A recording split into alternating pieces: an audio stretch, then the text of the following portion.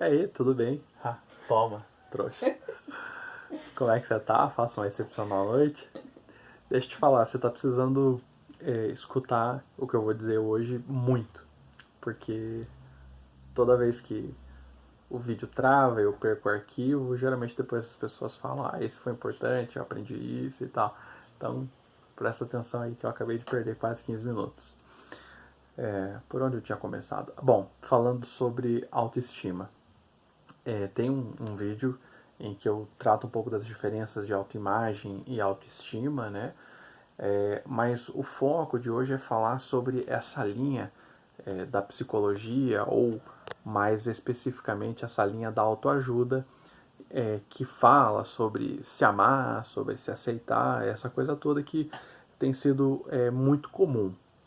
E é importante que exista uma consciência de que quando se fala para pessoas a respeito de, principalmente no que diz respeito à identidade e esse tipo de coisa, existe um risco muito grande, porque você pode, aquilo que você está entregando à pessoa, comprar e vivenciar aquilo mesmo, aceitar aquilo como verdade, ou ela reagir àquilo, rejeitar o que você tem a dizer e entrar numa bolha onde ela não aceita mais nenhum tipo de input, nenhum tipo de, enfim, informação, conhecimento, esclarecimento que venha de outras pessoas que não estão tão próximas a ela, né? Os dois geram riscos, né? E o que acontece? Quando você fica reforçando que você precisa se amar e se aceitar do jeito que você é e tá tudo certo com você, principalmente se não estiver tudo certo com você, você vai ter essa reação. Porque quando não tá tudo certo com alguém, a pessoa sabe disso. Porque ela tá sofrendo com as consequências das decisões dela, porque ela tá se relacionando mal, ela vez após vez se sabota, faz escolhas ruins e invariavelmente chega a um ponto onde ela fala: o que é que tem de errado comigo? Por que que eu continuo caindo nessa coisa que eu já sei que eu não quero, que não me serve?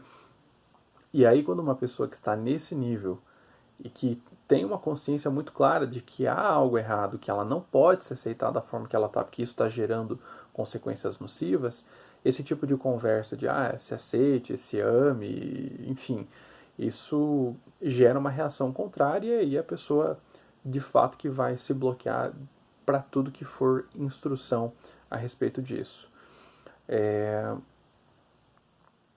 O convite não tem que ser exatamente esse. Se aceite da maneira que você está. Mas ele precisa ser de muita sinceridade, né? Conheça a sua identidade e perceba que você não está vivendo alinhado com ela. Perceba que se realmente você está uma bagunça, você está fazendo um monte de coisa errada, um monte de escolhas ruins, está vivendo consequências ainda piores por conta disso, mas a notícia boa, né, e é esse que tem que ser o convite, é que você pode mudar isso.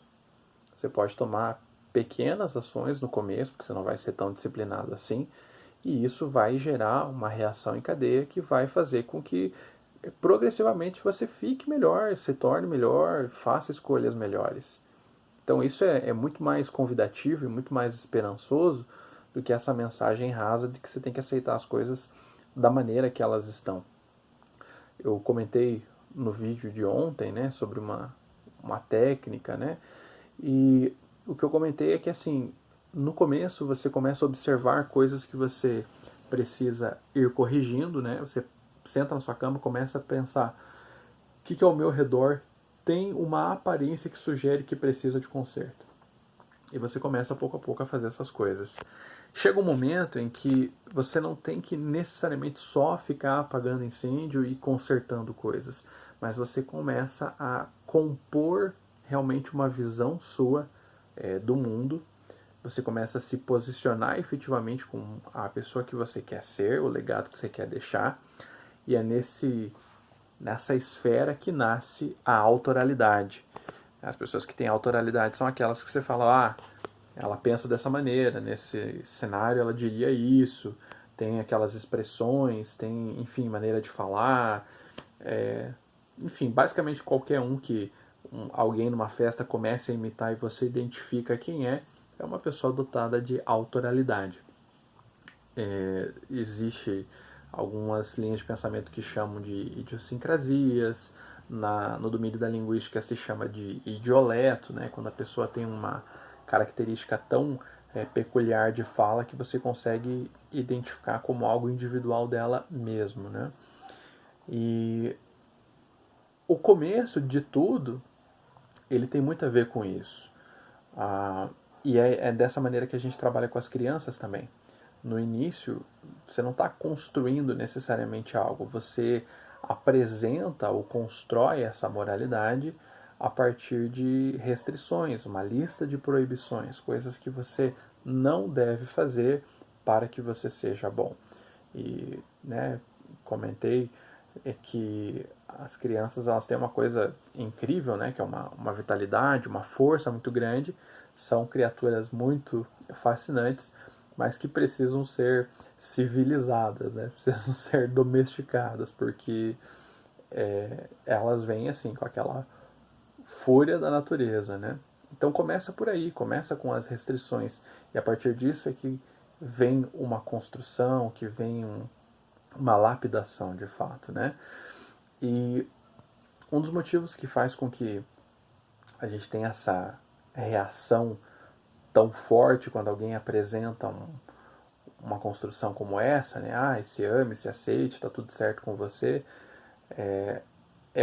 uma coisa que alguns chamam de o porteiro da mente, que é o sistema SAR. Você pesquisa o que quer dizer o SAR, que eu não consigo lembrar. Escreva SAR cérebro no Google.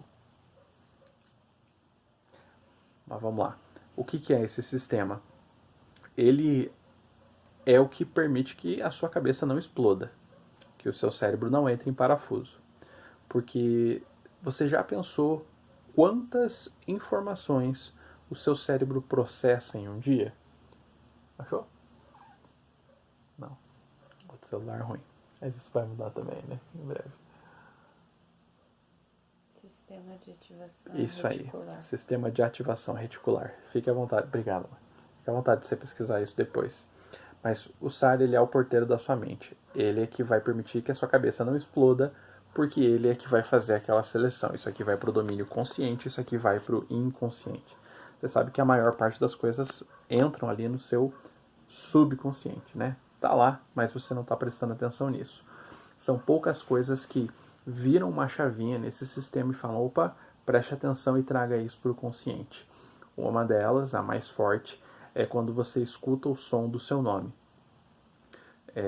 Por isso que toda técnica de venda, todo aconselhamento que você dá sobre persuasão, sobre influência nas pessoas, envolve tratar as pessoas pelo nome, porque é um som que é impossível de ser ignorado. Outro é quando o seu parceiro demonstra interesse em ter uma relação sexual. São coisas relacionadas à sua sobrevivência, aos seus instintos, e elas entram então nesse domínio do consciente aí, nesse sistema. O resto vai tudo entrando embaixo do tapete. Mas sabe uma maneira interessante de você perceber como isso funciona? Quando você começa a prestar atenção num carro, você tem vontade de comprar um carro, um certo modelo de carro ou de celular, você começa a enxergar isso em toda parte. Às vezes até do mesmo modelo, da mesma cor que você quer. Quando você tem uma gestante aí perto de você, ou quando você está gestante, ou você tem a sua esposa gestante, parece que toda fila, todo lugar, toda esquina tem grávida, né? E isso é o seu SAR em funcionamento. Ele pega aquela informação e ele traz para um centro de foco. E aí você começa a observar isso em toda parte. Ele não altera a realidade, porque essas coisas, essas pessoas sempre estiveram lá e independente de qualquer coisa estariam lá. Mas ele ajusta o seu foco e você começa a ver isso com maior frequência. Talvez você já tenha